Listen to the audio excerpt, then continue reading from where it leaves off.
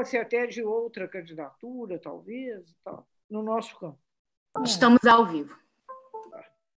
Boa noite, pessoal. Estamos aqui na primeira live da Iniciativa da Ciência e Tecnologia no Parlamento, ictp.br, uma decisão do Comitê Executivo da ICTP, da gente tentar ver se a gente consegue criar um costume, um hábito de bater um papo toda semana com um parlamentar, daqueles que são muitos, né, que trabalham com a questão da educação, da ciência e tecnologia no parlamento, e também com um membro do Comitê Executivo de uma das entidades do Comitê Executivo da ICTP. E, para começar, né, nossas lives aí, convidamos nossa querida amiga, deputada federal, foi reitora da Universidade Federal de Juiz de Fora, uma lutadora da ciência, tecnologia e da educação na Câmara, reconhecidamente uma das mais combativas aliadas e aliados que nós temos lá no Congresso Nacional. E para ajudar no debate também a reitora Soraya Ismaili, lá da Unifesp. A Soraya, ela é diretora de Ciência e Tecnologia da Andifes, fala aqui pela Andifes e pelo Comitê Executivo da Iniciativa da Ciência e Tecnologia no Parlamento. Eu vou passar, então, a bola para a Soraya, para ela abrir cumprimentar as pessoas que estão nos acompanhando, e, na sequência, a gente passa para a nossa deputada Margarida Salomão falar sobre a semana lá no Parlamento. Soraya, é contigo. Obrigada, querido Pancera, Celso Pancera, nosso ex-ministro da Ciência e Tecnologia e coordenador da Iniciativa da Ciência e Tecnologia no Parlamento, que é uma iniciativa que reúne muitas entidades, diversas entidades, entre elas a Andifes, que é a Associação Nacional dos Dirigentes das Instituições Federais de Ensino Superior, da qual eu faço parte no momento, como reitora da Universidade Federal de São Paulo, a Unifesp, e também como coordenadora da Comissão de Ciência e Tecnologia. A Andifes é uma instituição que tem hoje mais de 63 universidades federais em todo o país, reúne os dirigentes e tem diversas comissões. E esta é uma comissão, essa que nós temos trabalhado, uma comissão que atua nas questões de ciência, tecnologia e inovação, que reúne vários reitores e pró-reitores, o Colégio de Pró-Reitores, também se articula com o FORPROP, e tem uma atuação junto à iniciativa que é coordenada pelo Celso Pancera, que eu acabei de mencionar. Muito importante esse trabalho que nós temos feito, que reúne tantas entidades e que tem tido bons resultados para que nós tenhamos recomposição dos orçamentos e diversas outras ações tão importantes para a ciência brasileira. Eu tenho imensa satisfação de estar aqui com a minha amiga, deputada Margarida Salomão, que é coordenadora também da Frente em Defesa das Universidades Federais no Parlamento. É uma frente bastante grande que reúne muitos deputados e senadores, parlamentares de diversos partidos, e que tem uma atuação tão importante na nossa valorização, na valorização das universidades. A Margarida, que foi também reitora de uma das grandes universidades do nosso sistema, que é a Universidade Federal de Juiz de Fora, além de ser uma grande defensora da educação pública, da educação superior e da ciência também, não só no parlamento. Muito bom estar aqui com a Margarida. Celso, obrigada por esse convite. Ok, Soraya, obrigado. Bom, a iniciativa ela foi lançada ano passado, em maio de 2019, lá na Câmara e no Senado. A gente tem desenvolvido uma série de lutas lá em defesa da ciência, tecnologia e da educação, né? Ela é composta por um conjunto de entidades, são 8 entidades, eu depois vou detalhar um pouquinho melhor isso, né? porque a gente quer aproveitar a presença da deputada Margarida Salomão conosco. Ela terá que sair às 19 horas, tem outro compromisso, e nós iremos até às 19h30. A ideia sempre é uma conversa rápida, não se alongando demais, porque sexta-feira, por mais que seja época de pandemia e de lives, né, mas as pessoas também gostam de sextar. Né? Margarida, por favor, queira aí se apresentar, falar com... Meu amigo, é uma satisfação sextar com vocês dois, viu? Nós devíamos ter marcado aí, cada vez a gente pelo menos pegava um vinho, cada um de nós, e aí brindávamos a vitalidade, a força da ciência e da tecnologia brasileira e das nossas universidades. Satisfação muito grande em ter atendido a esse seu convite, você, que meu colega parlamentar e que foi um ministro de Ciência e Tecnologia do qual nós temos saudades, porque pelo seu diálogo com o parlamento, pelo seu compromisso com um desenvolvimento da ciência brasileira com a perspectiva de soberania nacional. Nós não apenas queremos avançar, nós queremos avançar dentro de um projeto nacional em que o Brasil tenha uma inserção soberana no mundo à altura do seu potencial, da sua envergadura. E está aqui com a Soraya também, uma das pessoas que eu mais admiro, é uma mulher reitora. Nós ainda não somos a maioria, mas caminhamos para ser, porque nós já somos a maioria das professoras, né? Nós já temos maioria da docência e estamos conquistando paulatinamente, gradualmente, mais espaço também na direção das instituições de educação superior, que eu acho que é um grande avanço. A Soraya é uma grande reitora, tem feito um trabalho de muita relevância nessa articulação com a ciência e tecnologia. A iniciativa é, de fato, uma grande ideia, porque você tem as frentes parlamentares, que são necessárias, porque aí você consegue construir grandes arcos de aliança de parlamentares de diferentes partidos. O Pancera sabe disso pela experiência que ele tem. Não adianta você ter um partido alinhado com você.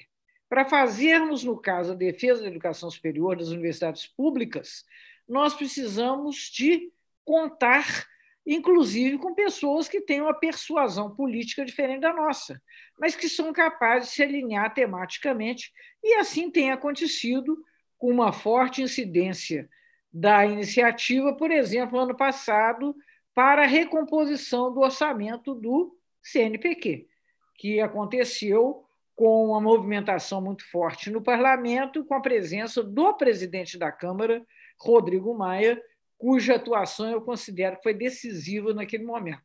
Mas a Andifes, que a Soraya está aqui representando e que ela representa na iniciativa, é uma entidade de muita importância no Brasil, porque ela congrega reitores de todas as universidades federais, que hoje são 63, 18 a mais do que no tempo que eu era reitor, porque nós tivemos aí essa expansão benigna no início do século XXI, e essa Comissão da Ciência e Tecnologia é uma das várias comissões da Andifes, muito importante a sua articulação aqui no parlamento. Eu, quando era reitora, Soraya, eu era da Comissão da Autonomia, e nós, mais ou menos, estamos no mesmo ponto em que nos encontrávamos na época que eu era reitora, porque nós, infelizmente, não avançamos no caminho de tornar as universidades mais autônomas, ao ponto de, recentemente, termos tido que enfrentar duas grandes ameaças, na forma de duas MPs que, afortunadamente, faleceram. Uma que foi editada perversamente no dia de Natal e que mudava o processo de escolha dos reitores das universidades dos institutos federais. Essa morreu sem ter chegado a ser sequer examinada pelo parlamento, tal era a sua incongruência. E aí, na semana que antecedeu a demissão do ministro Weintraub, nós tivemos uma outra emoção. No dia 10 de junho, ele editou uma nova MP que essa nem alterava, ela definia que no período da pandemia o MEC escolheria a seu alvitre os dirigentes das universidades e institutos federais, caracterizando aquilo que nós chamamos de intervenção. Uma coisa tão mal pensada que o presidente do Congresso, que é o senador Alcolumbre, imediatamente devolveu a MP, o que eu acho que acelerou a demissão do ministro Weintraub, porque realmente era uma coisa fora completamente de esquadro. O Pancera me tinha pedido que falasse um pouco sobre o que aconteceu essa semana na Câmara. Essa semana na Câmara, duas coisas muito importantes que aconteceram. Uma delas foi o adiamento das eleições municipais. Então, isso é importante porque é um reconhecimento pelo parlamento da gravidade da situação que nós estamos atravessando da pandemia, quer dizer, não era possível lidar como se estivéssemos enfrentando uma gripezinha, né? Então, hoje, e aí eu quero aproveitar essa ocasião para manifestar o meu respeito e a minha solidariedade às famílias das 62 mil pessoas mortas no Brasil, muitas das quais, desnecessariamente, se houvesse mais atenção às recomendações científicas, às recomendações técnicas da área da saúde. Então, isso foi uma coisa importante que aconteceu essa semana no Parlamento. E a outra coisa importante foi a votação da MP 934, que ainda não está completada e que dispõe sobre a recomposição do calendário da educação superior, da educação brasileira. Na verdade, talvez o único setor brasileiro que praticou lockdown foi a educação, né? Que está tudo fechado. E isso as pessoas não se dão conta, porque a emergência sanitária ela é tão grave, tão cruel, que as pessoas não se dão conta que nós estamos, no momento, tratando de uma grande alteração na vida de 70 milhões de brasileiros, entre alunos e profissionais de educação, professores, técnicos. São 70 milhões de educação, porque isso vai dar creche à educação superior. Então, nós estamos falando de 1/3 da população brasileira afetada. E nós conseguimos melhorar muito o documento que veio do governo, que o documento que veio do governo era apenas para flexibilizar os 200 dias letivos da educação básica. E nós conseguimos definir que essa flexibilização vai se adequar aos diversos níveis de ensino e, de todo modo, exigir da União, que, afinal de contas, é quem tem condições para isso, a complementação de recursos para a internet, para equipamentos, para pessoal que seja necessário para fazer o retorno às aulas em condições muito diferentes daquelas que nós encontrávamos em março de 2020. Então, assim, o panorama geral visto da ponte, Soraya e Pancera, do parlamento, é isso aí. Você está sem som. Isso aí, obrigado, deputada. Mas eu queria, não sei se a Soraya também tem algum comentário, eu acho que essa questão da medida provisória, da mudança do calendário, da estruturação do funcionamento do ensino básico esse ano no Brasil, realmente foi fundamental, né, porque abriu um vácuo, né, e exatamente aquela camada mais necessitada da população, aqueles que estão na rede pública, são exatamente aqueles que não têm acesso à internet nem infraestrutura para acompanhar o ensino, por mais que queira acompanhar o ensino remoto, não digo nem à distância, mas remotamente, né? E que acaba sendo atingido. Anteriormente, também teve a polêmica com o ex-ministro Weintraub sobre a questão da data do Enem, que foi uma outra questão que o parlamento foi muito importante, porque vocês tomaram uma série de iniciativas políticas para pressionar o governo para que mudasse a data do Enem. Então, acho que isso aí também é uma coisa bastante relevante, deputada, que vale a gente também relembrar, porque isso é uma coisa importante também. E a outra questão, antes de passar a bola para a minha querida amiga Soraya, é a questão do ministro, né, da Educação. Nós tivemos aquele que foi sem nunca ter sido, que é o ex e nunca foi Decotelli, né, ministro Decotelli, né, foi um japazão que surgiu de repente e foi, né, e agora hoje o governo aparentemente anunciou um novo nome, né, que é o secretário de Educação lá do Paraná, né, Feder, né, sobrenome Feder, né. Então, também, se a senhora puder comentar um pouco sobre isso, Com certeza. acho que o nosso pessoal aí está querendo saber isso. Vou passar agora para a Soraya. A Soraya tem alguma coisa para acrescentar nisso? Muito bom, muito obrigada. Eu acho que a questão das eleições, como colocou a deputada Margarida, é muito importante nesse momento, essa sensibilidade e ação do parlamento. As questões relacionadas a,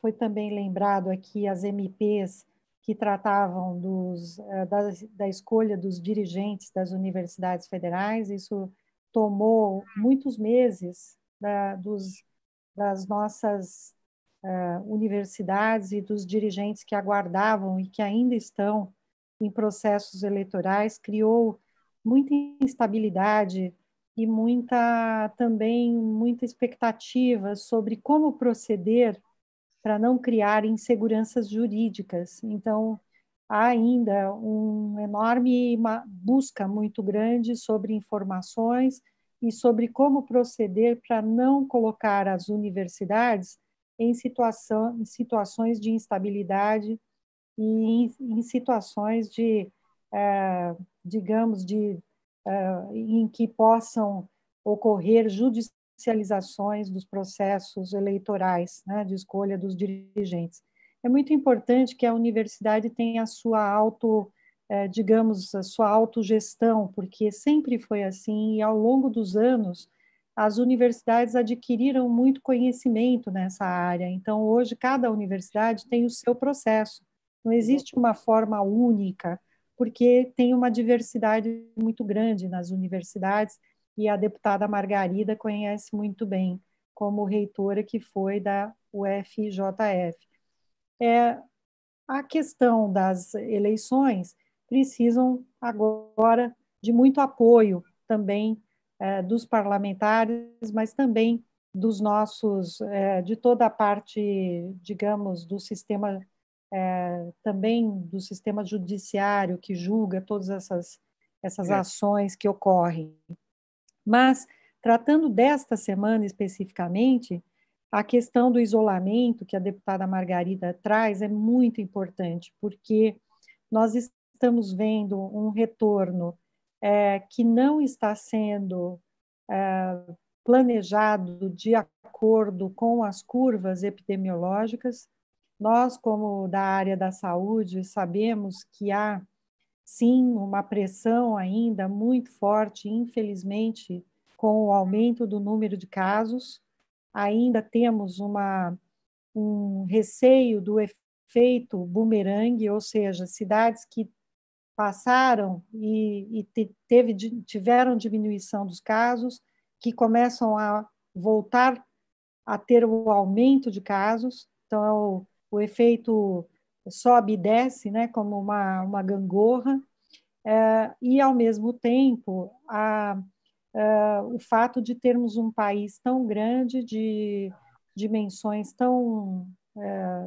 com tanta diversidade, dimensões continentais, e hoje foi lançado o Plano Nacional de Enfrentamento da Covid-19 pelas entidades da saúde coletiva. A deputada Margarida também estava lá, outros deputados da área, inclusive a Carmen Zanotto, a deputada Carmen é da Comissão de Enfrentamento, Comissão Externa de Enfrentamento à Covid, lá da Câmara também.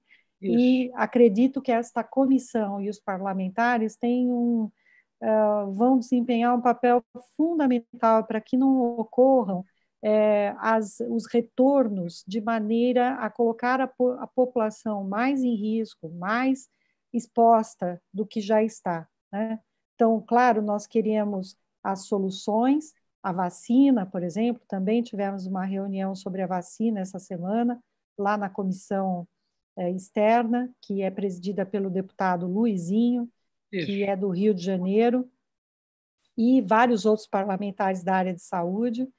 Claro que nós queremos as soluções, mas ainda temos que ter muito cuidado com a reabertura e com os procedimentos de isolamento que não estão sendo seguidos, ou de distanciamento, de higiene, todas essas questões que são realmente fatores fundamentais para salvar vidas, né?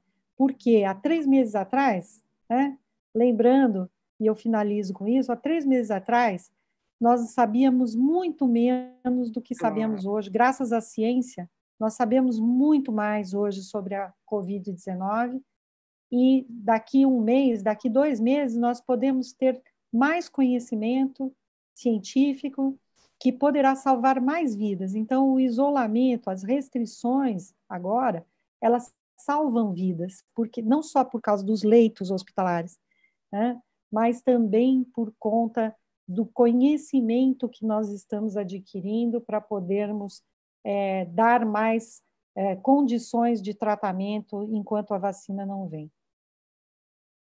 Deputada, é contigo. Olha, essa fala da Soraya é importantíssima, porque as pessoas, às vezes, se dirigem a mim, porque eu sou da universidade, porque eu sou pesquisadora, e falam assim, vocês também são muito esquisitos, porque cada hora fala-se uma coisa. Eu falei, olha, esse é um fenômeno novo que está sendo pesquisado e sob forte pressão, porque no ambiente de pesquisa normal, você tem, na verdade, sucessões de hipóteses. Há um momento em que uma hipótese parece prevalecer sobre outras, depois se recua, não é essa, descarta. Aliás, é assim que nós fazemos, é assim que se faz ciência.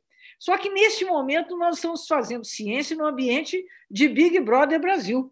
Todo mundo prestando atenção, todo muito, muito ansioso, e aí as notícias vão saindo, mesmo aquelas que são divulgadas nos veículos mais acreditados, o fato é que ainda, como muito bem disse Soraya, é muita insegurança.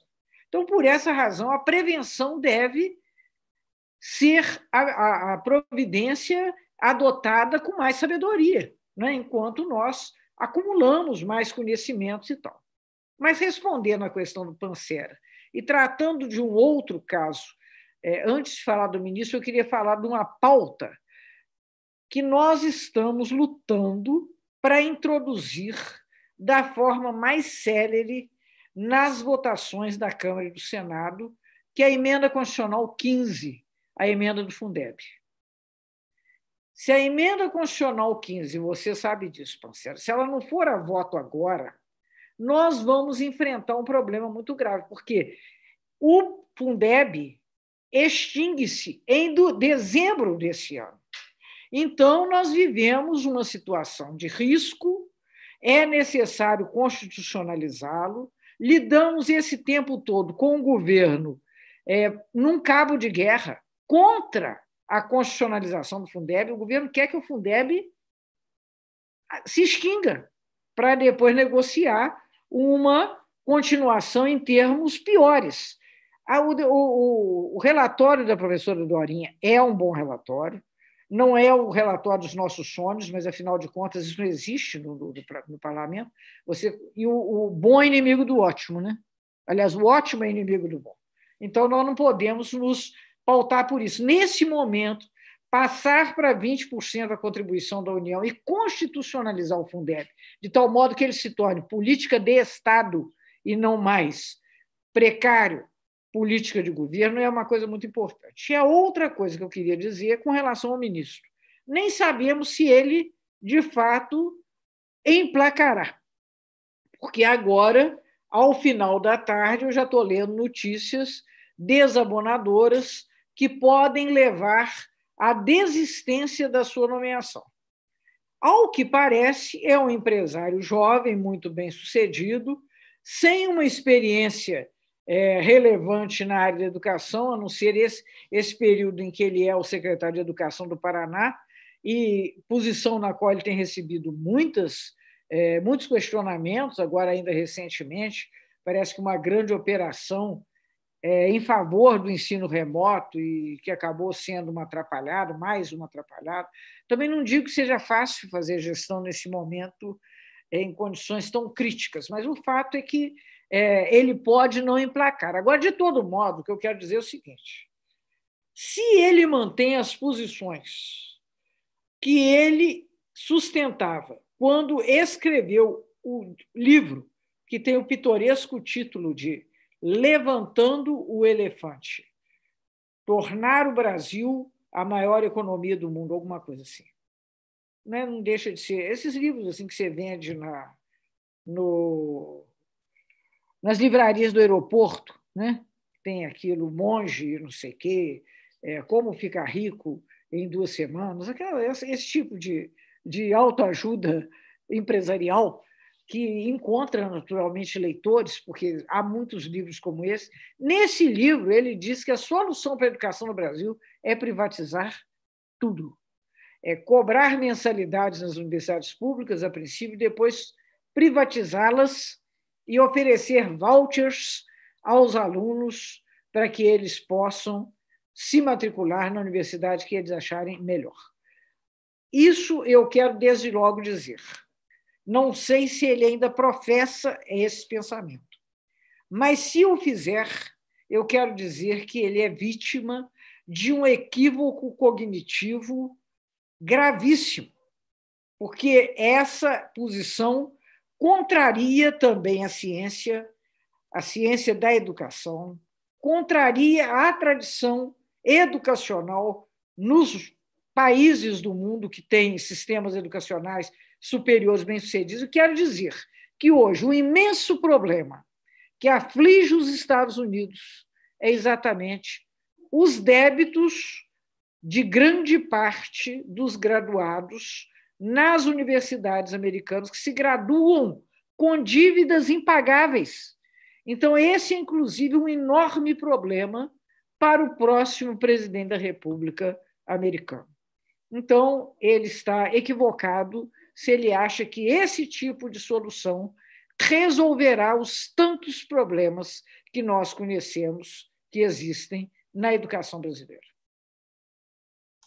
Obrigado, deputada. Deputada, a iniciativa ICTP.br é formada por uma coalizão, né, que tem um comitê, conselho executivo, formado, além da Andifes, também pela Sociedade Brasileira para o Progresso da Ciência, SBPC, a Academia Brasileira de Ciência, que é a ABC, o Confies, que reúne as fundações de apoio, que são importantíssimas no funcionamento das instituições públicas de nível superior no Brasil, né? O CONIF, que reúne os reitores dos institutos federais, né? Que é hoje uma rede grande e respeitável. O CONFAP, que reúne as fundações estaduais de amparo à pesquisa, né? Também é muito importante, eles estão conosco aqui. O CONSECT, que reúne os secretários estaduais de Ciência e Tecnologia, ou afins, né, que trabalham na área dos estados, e o Instituto Brasileiro de Ciências de Cidades Inteligentes, Humanas e Solidárias, né?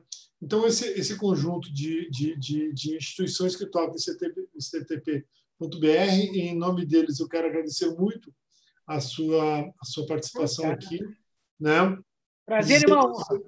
Nós estamos lançando dia 8, quarta-feira, semana que vem, uma grande campanha pela liberação total dos recursos do FNDCT, que depois a reitora Soraya vai falar um pouco mais, né? A senhora tem ideia, deputada, em dezembro de 2019, o FNDCT havia contingenciado 21 bilhões 409 milhões 385 mil 457 reais e 53 centavos. Dinheiro fundamental para a ciência brasileira que está parado lá, fazendo superávit para pagar a dívida pública. Então, nós vamos fazer uma imensa campanha para buscar liberar esses recursos. Eu, então, vou passar agora a palavra para a senhora tem que sair, fazer suas considerações finais aí, mas desde já agradecer muito, deputado Margarida, a sua presença aqui conosco, na nossa primeira live do ICTP aí, marcando a honra para mim. Um novo momento para a gente. Muita honra para mim participar da primeira live e dizer que, vencida essa campanha, Vota Fundeb, nós vamos começar a fazer a campanha Paga FNDCT. porque não tem como imaginar que, resguardando esses recursos para fazer lastro para a dívida pública, nós não estaremos causando um enorme atraso no processo de desenvolvimento brasileiro. Então, eu quero mandar um grande abraço para a Soraya, espero que em breve a gente possa se encontrar presencialmente com você também, Pancera, e dizer que nós continuamos juntos, porque essa luta é nossa.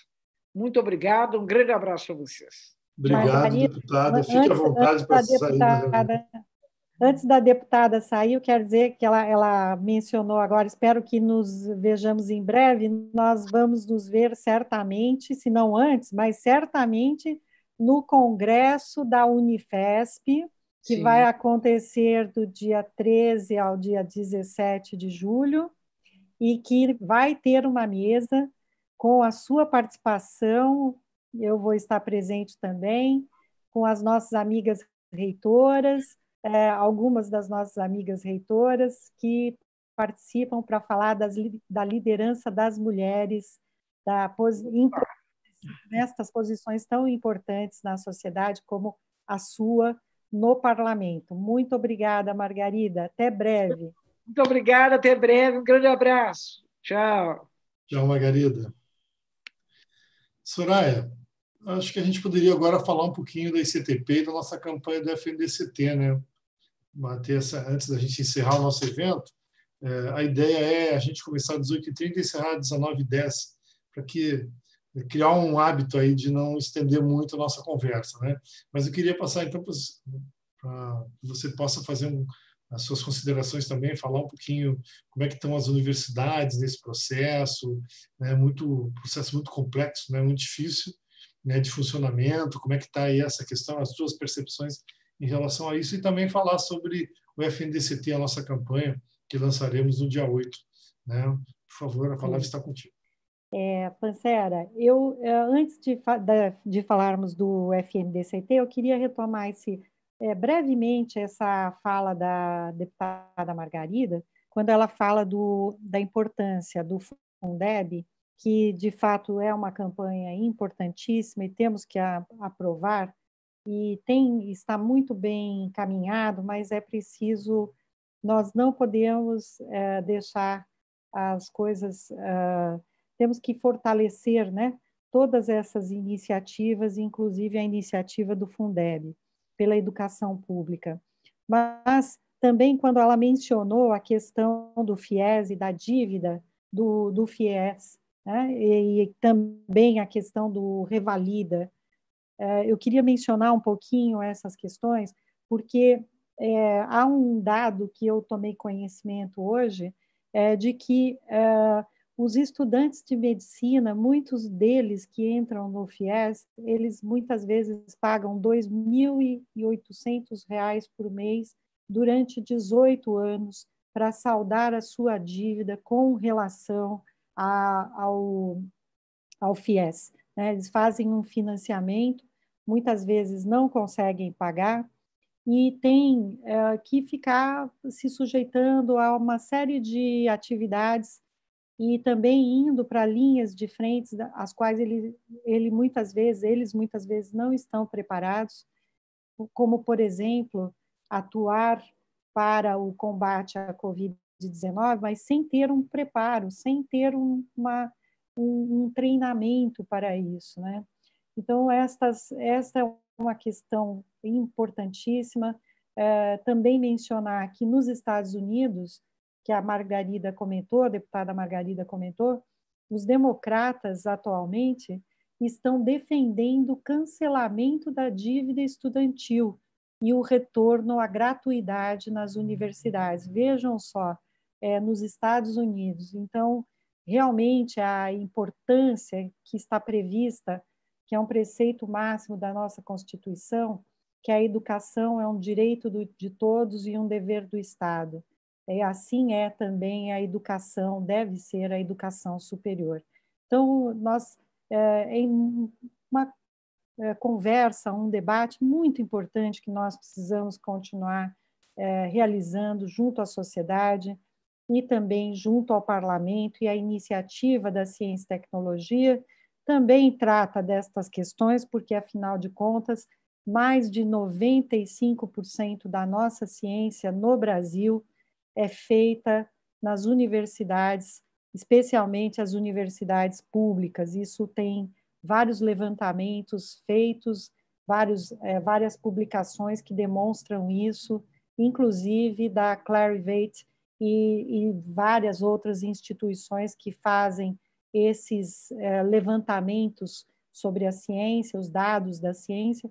E no Brasil, as universidades têm um papel fundamental no desenvolvimento da ciência e da tecnologia, consequentemente, né?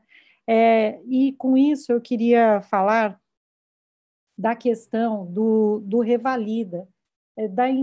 Nós, por conta dessa situação que o Brasil tem hoje, de tantos estudantes que não podem cursar os cursos de medicina que são tão caros, por exemplo, e também o FIES, pagar o FIES, muitos foram ao exterior, né? Muitos brasileiros foram adquirir a sua formação no exterior e hoje calcula-se que nós temos mais de 20 mil médicos formados em outros países e que aguardam para ter o seu diploma registrado no Brasil.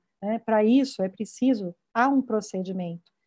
As nossas universidades têm procedimento para isso, porém, é preciso criar uma regulamentação que permita a revalidação de maneira não acelerada e nem sem qualidade, mas que permita uma revalidação e que possa trazer os profissionais que estão com capacidade, que têm habilidades, que adquiriram habilidades mesmo no exterior, para atuação no nosso sistema, em especial no nosso Sistema Único de Saúde, que neste momento precisa tanto e precisa ser fortalecido, continuar, né, o fortalecimento nos nossos hospitais universitários também. E falar, finalmente, Pancera, da nossa campanha pela liberação do Fundo Nacional de Desenvolvimento Científico e Tecnológico. Nós queremos a liberação completa do FNDCT. E por quê? Porque nós tivemos uma queda nos investimentos em ciência, em especial nos últimos 5 anos, mas particularmente nos últimos 2 anos, a queda é ainda maior, é drástica. No ano passado, nós tivemos ameaças de cortes de bolsa, inclusive por conta disso, como já foi mencionado, e nós atuamos, e o parlamento foi fundamental para garantir estes orçamentos para os nossos bolsistas, mas o fato é que agora, infelizmente, com a situação da pandemia, nós estamos vendo o quanto a ciência é importante, o quanto ela produz resultados e como nós precisamos, o quanto a população valoriza a ciência. A imensa maioria da população brasileira, mais de 90%, valoriza a ciência neste momento. Então, nós precisamos dar este apoio. Ontem, um repórter me perguntava quais são as questões mais importantes relacionadas à vacina, porque, como todos sabem, a Unifesp está realizando os estudos de fase 3 da vacina de Oxford, que é muito promissora e que tem grandes chances de ser bem-sucedida. E este jornalista me perguntava e eu disse, em primeiro lugar, é preciso valorizar a ciência, é preciso que todos vejam que a ciência tem os seus métodos, a ciência atua para produzir respostas e ela dá respostas com um método, com evidências científicas. E também a outra questão é que a ciência precisa de estabilidade no seu investimento econômico, porque, como diz a SBPC, um lema da SBPC, investimento em ciência não é gasto, é investimento. Então, tudo que o país investe em ciência retorna para o desenvolvimento econômico, para o desenvolvimento social e para a saúde da população. Então, é preciso ter estabilidade nos investimentos, termos o FNDCT liberado, para que nós possamos continuar dando respostas à população brasileira. Então, vamos à campanha, né, Pancera? Reitora Soraya, obrigado aí pelas palavras. Eu queria assim agradecer novamente a deputada Margarida Salomão, teve que sair, ela nos avisou que teria um compromisso às 19 horas, né? Mas eu acho que estamos chegando ao final da nossa primeira live, né? Eu fico feliz que funcionou tudo tecnicamente aí, né? A Jéssica estava toda preocupada, ela está nos dando suporte aí, né? Para fazer o link entre o Zoom e o YouTube, né? Mas funcionou direitinho. Na próxima semana nós estaremos aqui novamente com outro parlamentar e outro membro do ICTP. Também falaremos mais um pouquinho sobre o FNDCT e a campanha pela liberação total dos recursos, né? Mas, de qualquer maneira, eu acho importante a gente ter esse hábito, bater um pouquinho de bola sobre política com a ciência, ciência com a política. A ciência é tão importante na sociedade moderna, e a política é fundamental para as sociedades desde que existem quanto tal, né? E a defesa da política e da democracia é um valor universal para todos nós, e a gente tem que ficar muito antenado nisso, né? Porque a gente realmente passa por um momento bastante complexo, bastante complicado nesse sentido aqui no Brasil. Mas eu queria agradecer a todos e todas que estão nos assistindo, mais uma vez agradecer à reitora Soraya por ter nos ajudado aqui nessa conversa, a deputada Margarida Salomão, a todas as entidades que compõem a Iniciativa para a Ciência e Tecnologia no Parlamento, né? A Andifes, a ABC, a Academia Brasileira de Ciências, o CONFIES, o CONIF, a CONFAP, CONSECT, SBPC e IBCHIS. Muito obrigado a todos. Até a semana que vem. Foi um prazer estar com vocês aqui falando um pouquinho de política e de ciência. Uma boa noite. Boa noite, Pancera.